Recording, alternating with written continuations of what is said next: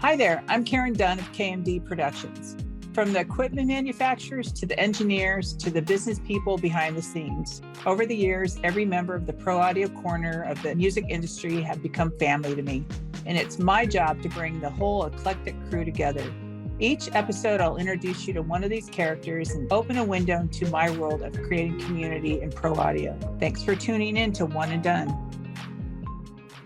Hi, everyone. Welcome to a new episode of One and Dunn podcast. I'm here today with Kimberly Jimenez, Senior VP of Post-Production Services at Sony Pictures. Hi, Kim. Thank you for being here. Hi, how are you? I'm good. It seems like we just saw each other not that long ago. Absolutely. So I do have, and you may want me to cut this out, I did figure out very quickly, because you and I don't know each other that well, even though we've known each other for a while, that I did find out very quickly at the Mix event at Sony how to know when you're angry. Oh, I have never seen someone turn so bright red so quickly. yeah. So for those listening, if you ever want to piss off Kim, you will know because she will turn bright red. And get very quiet. Usually that's the calm before the storm. Helpful Yeah, for anybody. I don't think I'd want to be in that storm. Usually. So you took over in December? Yes. Okay, and you took over from Tom McCarthy, who was there forever. Yeah. He definitely left his stamp 32 years. at Sony. Yeah. And I think for anyone, it would be a tough position to come into. So how did you deal with that?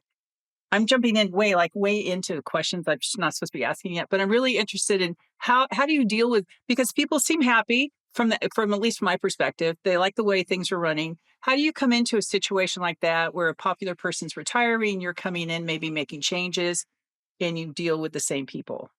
Well,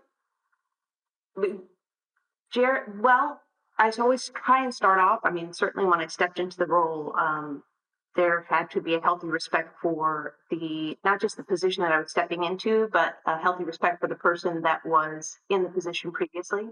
I had a really great relationship with Tommy, as did everybody here. Initially it was basically just don't screw it up. It's working, it was working. So don't screw it up. I mean, that was ultimately the biggest thing. And just having conversations with people because, I've been here for 4 years at the time. Just talking to all the different management folks, and making sure that they felt comfortable.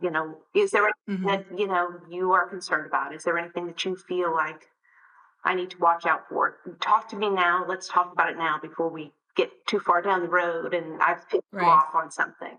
And that was just with the management. With the creatives, for the most part, there was a lot of support for me, which I really appreciated.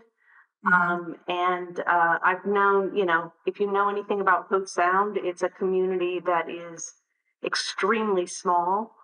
So we've all worked together, not just here, but in other facilities as well. So it was, but still having conversations with them too, and just saying, hey, listen, what are your thoughts? How do you feel? And, by and large, everybody felt really comfortable with me stepping into the role. So that definitely helped. So you're the first woman to hold this position, right? Did that add to any anxiety going into this? No, I mean, that's being the first woman isn't, I don't think it's just at Sony. I think just in this kind of position in general, I may be the first woman stepping in. The battle has always been just getting ahead as a woman, not necessarily where you finally land, so that part didn't add anything. I'm used to that stress. So I know your dad was a supervising sound editor for a really long time. Yes. Is that how you got interested in this, or why did you get into audio post? Well, yeah, actually my initial, when I was going to school, I was studying to be a high school math teacher. Ew, math? Well, listen, I enjoyed it. It was fun. My dad was a sound supervisor, Vince Gutierrez. He was a sound supervisor for about 40 years. worked for Michael Landon pretty Oh, regularly. So, Little House on the Prairie, Highway to Heaven, any of the movies of the week that Michael Landon did. And they needed somebody to step in for a summer to cover, initially to cover phones. I ended up doing that for a year. And then um, the next, like 2 summers later, they needed somebody to fill in the accounting department for 3 weeks while somebody went on vacation, and they just never came back. So yeah, good thing you like math. I know, right? So I asked them, as they were looking for a replacement, I asked them if they would be willing to work around my school schedule, and they did.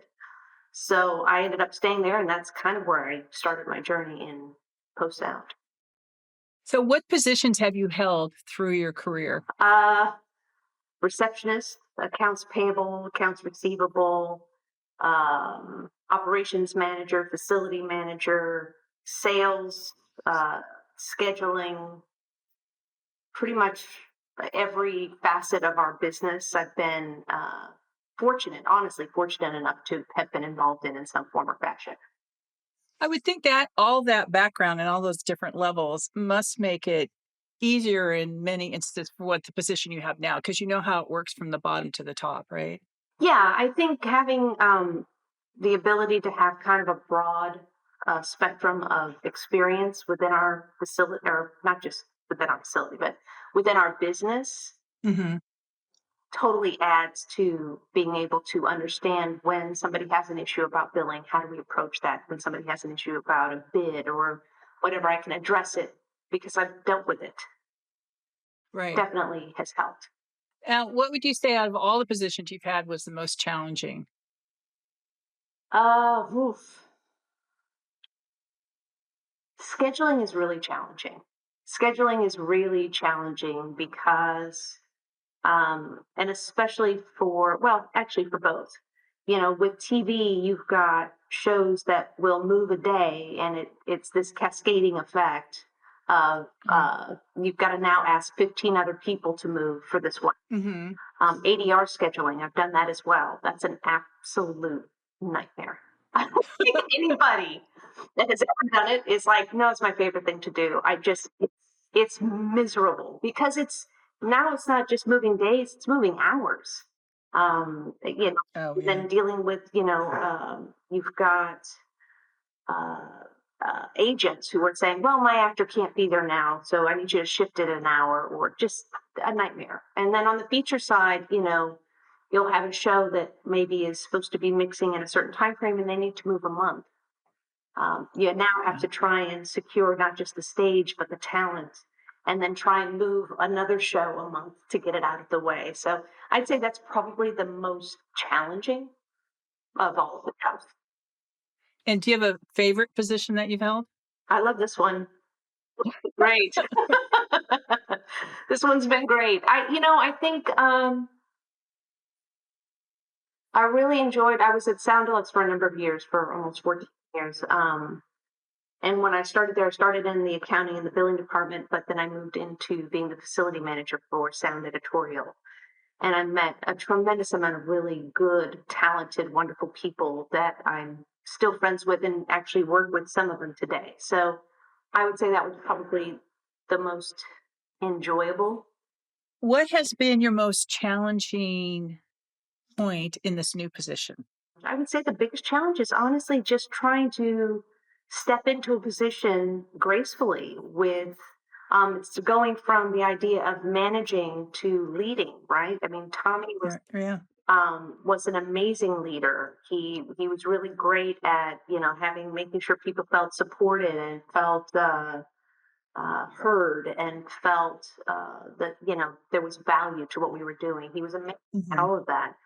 So I think that that's been the biggest challenge, is just kind of making sure that when I stepped into this role, that I did it with respect, and also recognizing that my role has changed. I've always been the doer. Hmm. Now, I have to help guide so that the other folks can do and just lead. And that's been the hardest transition. Now, what have you done and what's changed in your personal style of working to help create that environment? Uh, I don't know if anything has changed necessarily as far as my personal style. I think the hardest, well, I guess ultimately it's just trying to learn how to step back. My initial reaction for the last 30 years that I've been doing this is, something presents a problem, go do it, Mhm. go fix it. Now and I have this amazing team, which you've seen in action. Got Yes, an yes. unbelievable team. Yeah. My biggest change and challenge on that side of things has just been to actually step back and let other people solve the problem. Mhm. So it Yeah, sounds that like would be it's tough. not a big deal, but it's when you've been doing it for 3 decades, it's a really difficult thing to change. I totally get I'm a control freak, so letting anything out of my control is very hard. So I understand that. Um, so working at different facilities and having these different types of positions, how have those, influenced or informed your leadership style now and your approach to the post-production services where you are? Um, I think I've learned a lot, and honestly, it's been from listening and observing and not taking being able to try and take criticism the way that it's intended, which is to be constructive and to help on. So I think in my younger years, I would actually fly off the handle pretty quickly. Now it does actually. You'd see little mushroom clouds over whatever building I was in. But so I've had to kind of listen and listen to people's feedback. Honestly, Mhm, it's the moment that you can step away from something and not take it personally when somebody says something to you is when you can actually learn the most, even if it's something you don't want to hear. And I've definitely mhm. heard things I didn't want to hear, that my approach is too harsh, or you know say we instead of I, or just things of that nature, small little things that have honestly made a huge difference in how I approach things now. Okay. Um, Tell me what a a typical day is, if there is a typical day. I have no idea. When I'd see Tommy, we would meet in his office, we would go have lunch at the commissary. I never actually saw him work, which I'm sure he I did. did. Like, so what's a typical day for you? um, Typical day. Gosh, there's not. I guess there really isn't a typical day. There's a lot of meetings, which I would prefer not to have. Like there's a lot of, and oftentimes it can be back to back. But it is coming in, looking, if it's on a Monday, looking and approving any kind of time cards that need to be approved, looking at, different costs that need to be approved, working towards justifying the build like we're doing right now. We're upgrading the Quinn, putting together a business justification for building out the Quinn. It's gonna be beautiful. It's going to be amazing. I can't wait. But it's all of those things. And then, Tommy had it, and certainly I've continued. There's an open door policy for everybody here. Mhm, So that's peppered with people coming in asking to get some kind of guidance on something, or to try and help them with an issue. Sometimes it's approving bids. I mean, there's no traditional day, typical day, but it's just a lot of that, and then just trying to kind of come up with ideas of how we can continue to streamline and grow. now, do you have involvement in the films that are being produced there? Uh-huh. I mean, worked on there? How much involvement and what kind of things do you do with the films that are So for being worked on? Sony features, we actually do quite a big percentage of the Sony features that are produced. We do the sound. So we will meet with the head of post over the motion picture group and go over the projects that are coming up. If there's a relationship with the filmmakers, making sure that we kind of secure the people that they're going to want. Uh, and yeah, just working through those shows. But we do quite a few of them. Now, do you personally get credited on the Sony projects? If they're No. Do you miss getting credited on work? Sometimes, it was nice. I mean, when my kids were younger, it was really cool to like watch a movie with them, take them to the the theater, and I was like, okay, guys, wait for it. And then, there goes my name on the screen. That was pretty cool. Yeah. But they're not little anymore. Not as impressed. So it's, I don't miss it too much, but it was nice to get every once in a while. Yeah.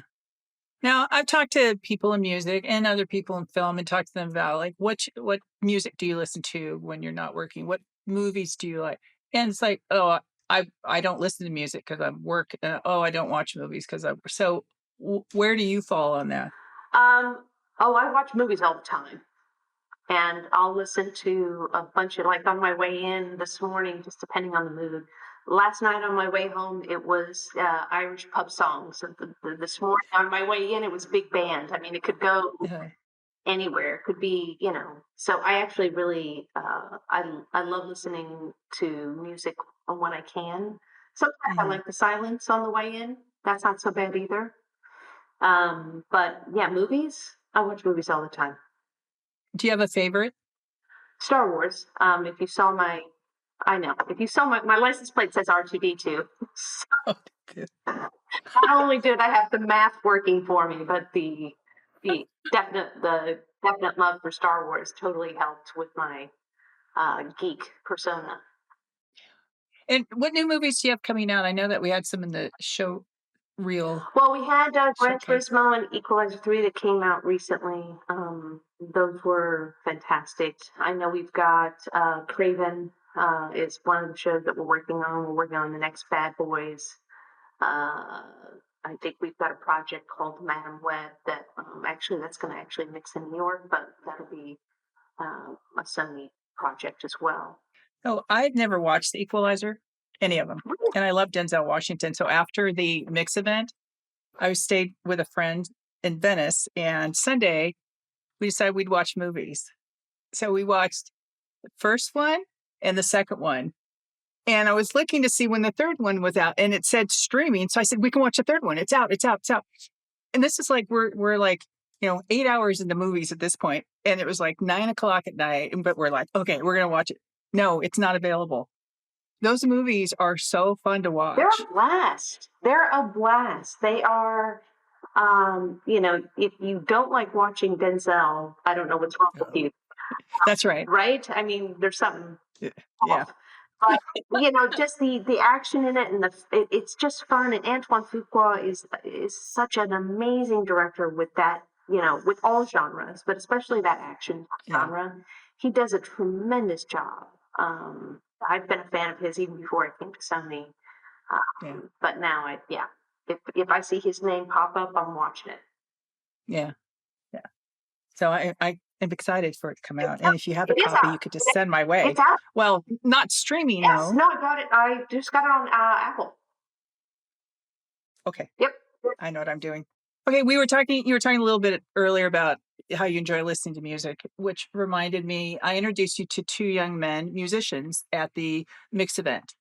And you were talking to them about musicians coming into audio post. So can you explain a little bit about that and the job opportunities for musicians? Because a lot of them are struggling and trying to find work. Yeah.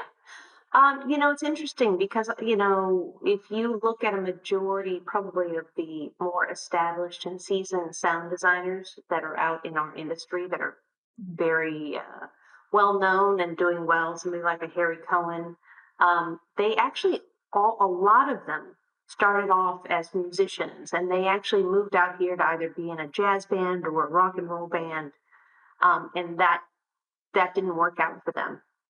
So moving into sound was another alternative for post. But because there's not a lot of, uh, you know, everybody knows you can be a rock star, but there's not a lot of press out there about being a sound designer. When in reality, it's an amazing opportunity. It's a wonderful job. You're able to be creative. You're able to create sound that may not be a song, but there's definitely tempo and there's a musical, aspect to it. Hmm. So I think a lot of people have found that they actually love doing that, even though that wasn't their original choice of job.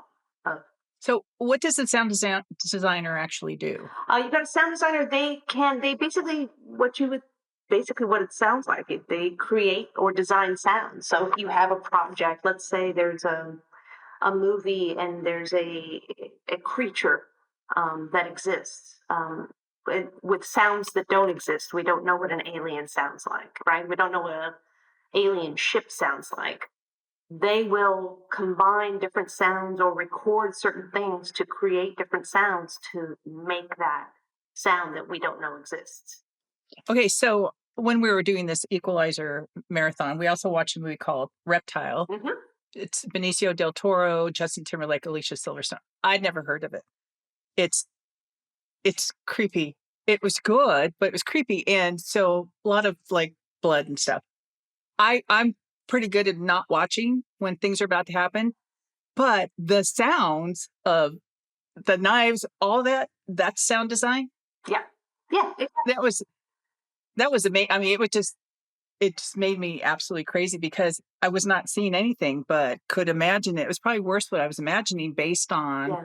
the sounds that they had created. Well, and that's one of the things too, when we have, I mean, I do tours that may be other parts of me. If you were asking what my day looks like, it'd Mhm. be filled with tours as well. But one of the things when we talk about tours, because again, I don't think a lot of people recognize how important sound is to the filmmaking, in general. They have no idea how vital it is.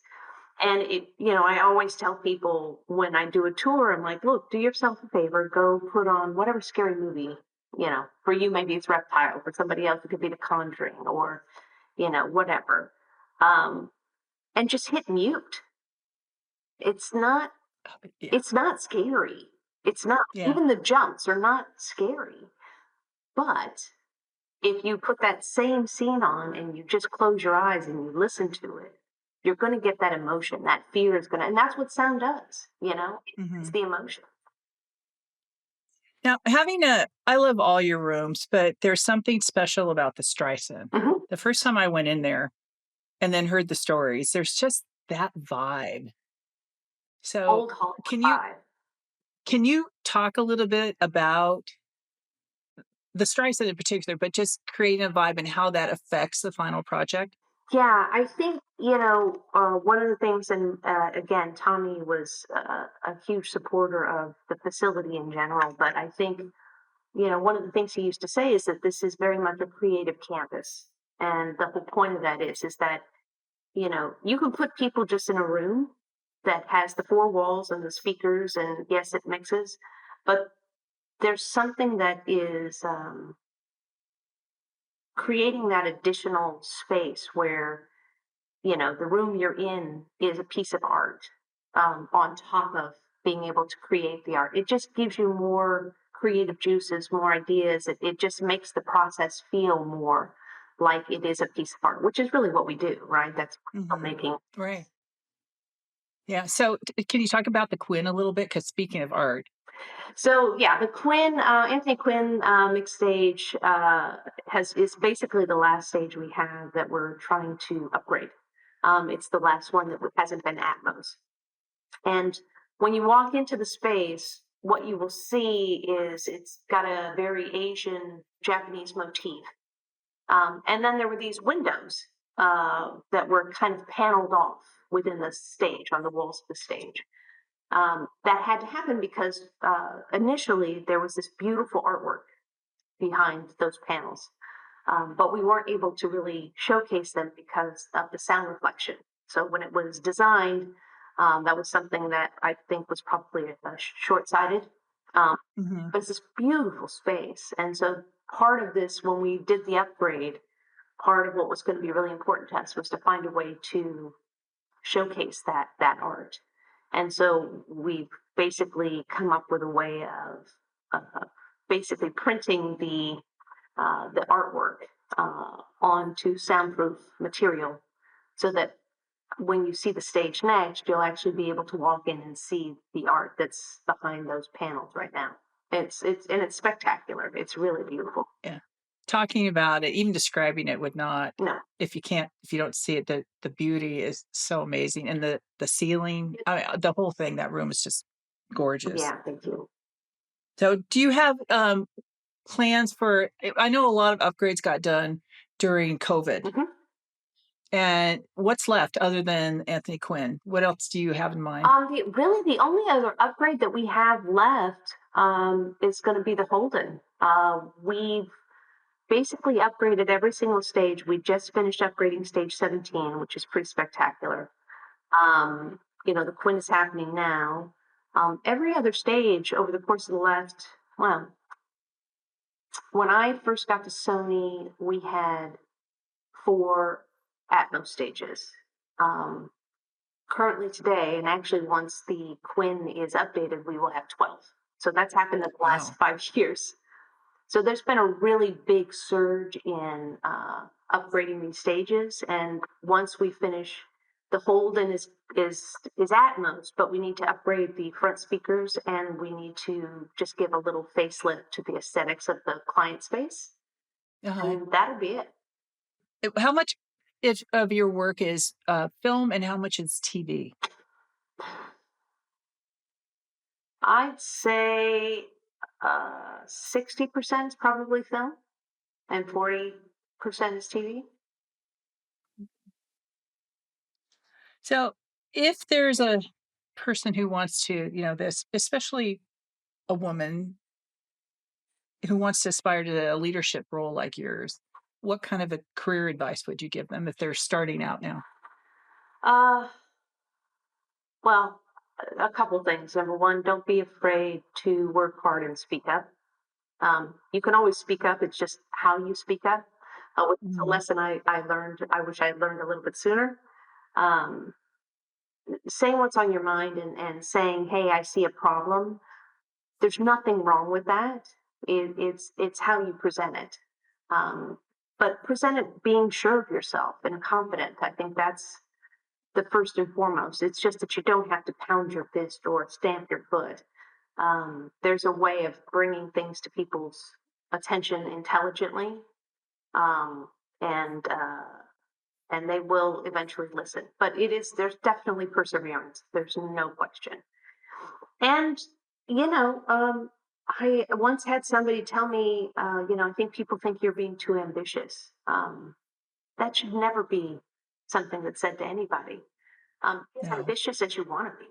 If you aspire to be in charge, continue to aspire to be in charge.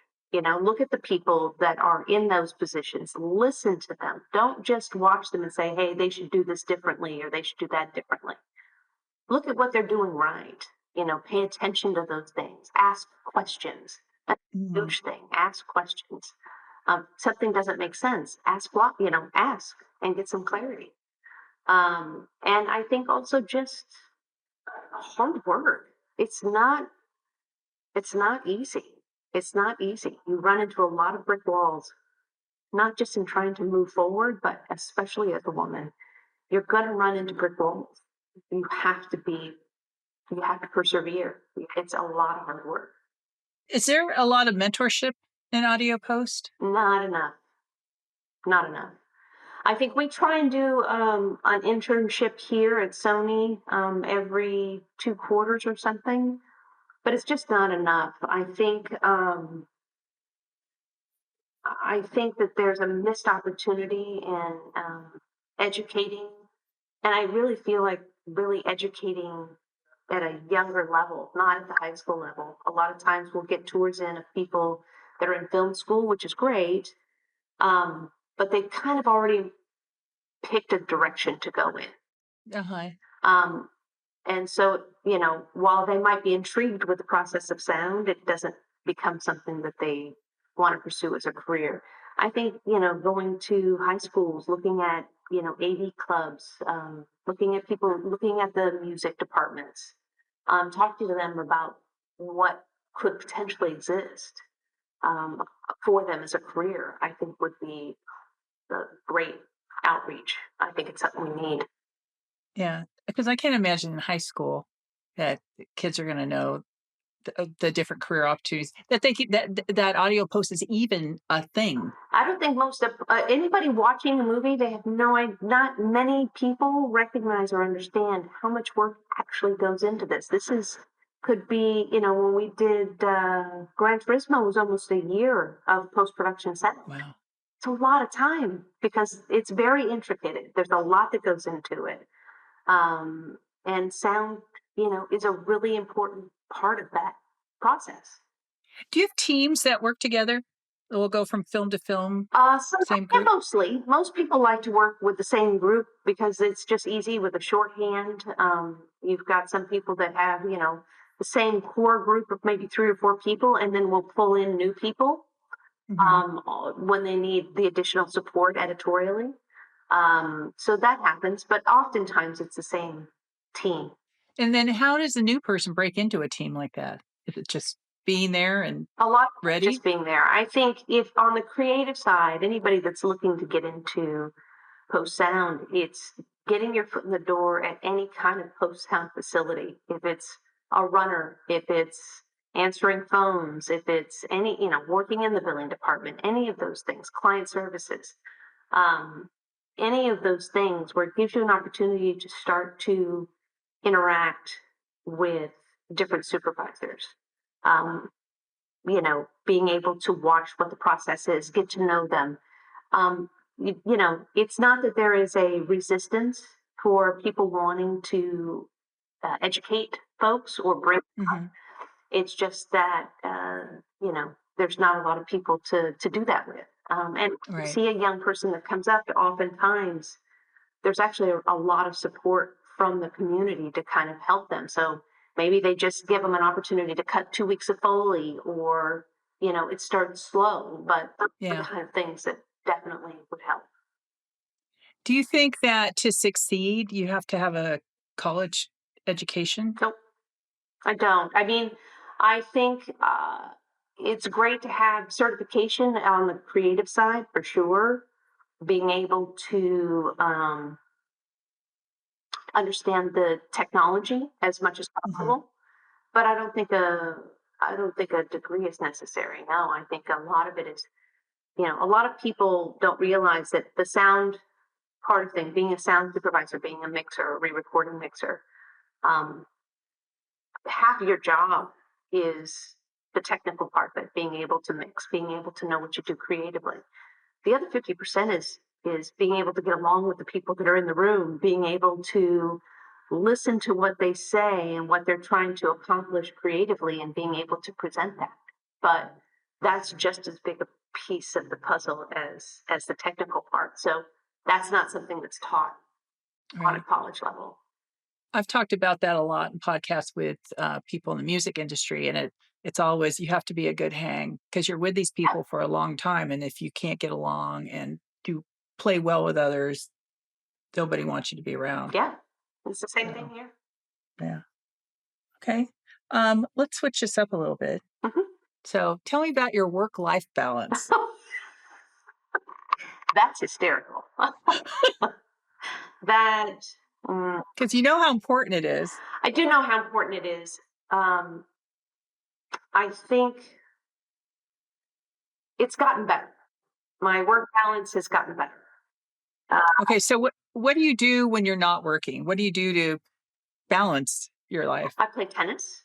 Uh, I have 2 dogs, so we go hiking or walking or whatever. I've got 2 sons; they're grown, but I like hanging out with them. We watch movies. Um, I do. I actually love playing sports, watching sports. I like crocheting. Like, there's a lot of little things and I love traveling. Traveling for sure. Where's your favorite place to go? Ireland. Let me make that very, very clear. One of our co-producers, just got back from Ireland. Oh, wow. Nice. No, it's my favorite. If I can, I would like to retire there. Why? What's so great about Ireland? Oh, the people are amazing. The history is amazing. The culture is amazing. We are here in LA. I've grown up, born and raised here. We're surrounded by people all the time. Uh, there's always kind of a question of whether or not people are genuine in in their communication and their relationship with you. Mhm. I've never once felt that way in Ireland. It's just a very genuine, thoughtful, comfortable place. That's it's not, and you can go to places where you're surrounded by people if you want, and you can also go to the countryside and not see a person for hours.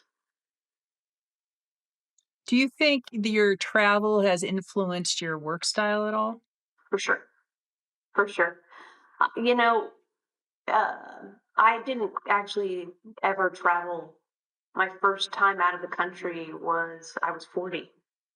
I had never been anywhere. So just a couple of years Just, ago. right, just a wee few years ago. Um, and it was eye opening because you are all of a sudden introduced to a completely different culture, a completely different space. You see how people react and respond to one another differently than they do here, and it gives you a perspective that you may not have had. I certainly didn't have before. And it's got to be different sounds than you're used to, different smells, all that. Your senses have to, you Your know. senses, but I think ultimately it's really about, I think, especially if you grow up in just a specific area, we all Uh, kind of live in these little bubbles without really any perspective on how other people think of us and how mhm. we should be interacting with people. And being able to kind of travel allows you to break out of that bubble and just gain more social knowledge more than anything else. Right. Right.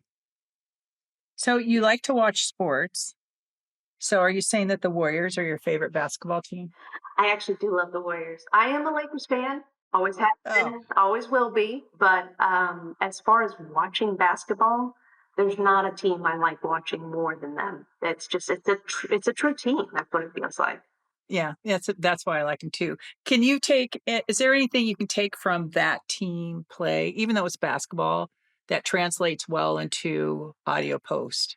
I think absolutely all of it does. I mean, I actually coached basketball, both for my sons as well as I coached a group of boys basketball for 4 years.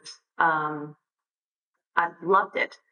But you take away, again, it is that idea of there's all these different people and all these different personalities, both on the management side and the creative side. Um, and as a coach, when you coach, you learn how to interact with those different personalities, right? And how to make sure Right. that one different personality can work with another different personality. Because you have a goal. You have one goal with all these different personalities trying to reach that. Exactly. Right? Exactly. Um, Tell me how you deal with anxiety, because I have to assume you So do much have stress and anxiety in your job. anxiety. So much anxiety. Um, it's really hard. I think the when I start to feel a level of anxiety that is uncomfortable, I literally have to get up, even if it's raining, go outside and take a walk. I have to, and kind of separate from people and things. I just uh, put my phones down, don't take them with me, um, and just kind of let my brain rebalance a little bit. Hmm. That's the best way that I can deal with. Can you compartmentalize? Because I have a big issue. I'm not able to do that very well. Yeah, So you can go home and not be thinking about Sony. You can think about what you're making for dinner or the movie you're going to watch. it's so funny. I think I've only started to recently be better at since COVID. Actually, um, I found this weird, strange love of baking, which I would never have thought I would. Just wasn't, and bread specifically. Like I love baking bread. And Do you crochet bread holders? don't even get me started. I will. I will do it. I think there's something about the process that just it allowed me to not think about what was going on. It's like I have to focus here, and once I focus here, I can go back to what's going on over here. And it's a math thing, right? You like math. It's baking's all about It numbers. is. It is. Yeah. It's precision, that kind of stuff. Yeah. What's job availability? Are there certain positions that neat because I know in different industries with COVID, a lot of people retired, moved on to something else. So a lot of positions opened up in different industries. So what has been opened up and has there been anything that opened up in yours? Not really. I mean, there's always new opportunities on the creative side because if you find somebody that has the ability and has the drive and has the talent, um, opportunities present themselves. On the management side, there's not a lot of opportunities that present themselves. It is a pretty specific uh, niche of Mhm. a job. It doesn't. It's not something. I mean, yeah, could you pick up and apply what you do here in the food service industry? Perhaps, but that won't work the other way around, probably. Right. Right. Okay. I talk a lot about community. I'm totally into community, especially since COVID. A lot of things I do community based, trying to get pro audio community together. So one of the questions I ask everybody is, what does community mean to you? Oh, I mean, to me, community is very much uh, family. I think I've been, like I said, I've been doing this for over 30 years, and a lot of the relationships that I started back then, I still stay in touch with. Uh, that kind of that doesn't happen everywhere you go, and this is with people that are at different companies, even sometimes in different states. Um, but our community is very supportive of one another. We all seem to look out for each other in a broad sense. Mhm. Um, and it just very much feels like family to me. That's what community feels like. Is there a women's community in this? Not Is there like a support group or something for women in the industry? not as much as I wish there would be. I think it's ironic too because like here, and Tommy used to joke about it all the time.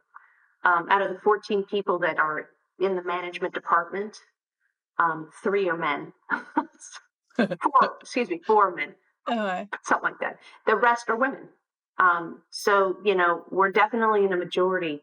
A lot of the post supervisors that I deal with are women. There's actually a decent amount of women here, and yet I don't know if there's as much support for one another as there could be, mainly because we're probably so focused on just getting stuff done that we don't think about the support we might need on the backside. mhm. Mhm. That's interesting. Okay. Okay, last question. I'm sure you're thrilled. This is my last question for everyone. Okay. Okay, I'm gonna come to LA and we're gonna get together. We're gonna go to dinner and we can go to screening if you want. So, but I won't make any decisions. So I need to know where we're gonna go eat, what we're eating, what we're drinking, what we're talking about, and if we're seeing a movie, what movie it is. Oh my goodness. Well, I'm the worst. I mean, remember we talked about that work-life balance? I'm still not great at it, so don't know a lot of places to go. But if I had to choose, I would say I'd probably want to go somewhere like a Harold and Bells, which is it's like Jefferson and 10th. It's Creole food. Oh, nice. Definitely leave stuffed. They will have a whiskey sour, which is what I will be drinking. I don't know what I'm drinking, but I will be drinking a whiskey sour. And then for a movie, I'm a huge fan of action movies. I always have been. Like action or sci-fi, I'm in. So it's going to be one of those. Okay. Yeah. Okay. And what are we gonna talk about? Um, I will probably try and do everything I could to not talk about work. I probably talk about my kids. I mean, I have a really good relationship with them. I'm very fortunate in that regard. They're grown men, so it's nice to be able to say that. What else we talk about? Probably talk about, I don't know, basketball. I do love basketball. It's Yeah. my favorite. See, and I have 3 boys, so we could talk about boys and Good. basketball. Which are the best? Are they not the best? They really are. Are. Yes, they really are. So So, that's a good half hour easily. yeah, yeah. Okay. Okay. Well, that's it. Thank you so much for being part of this. I know it took a while to schedule this, but I'm glad that we were able to work it out, Yeah, me too. and Thank it's you. been fun. Thank you so much. It was a blast.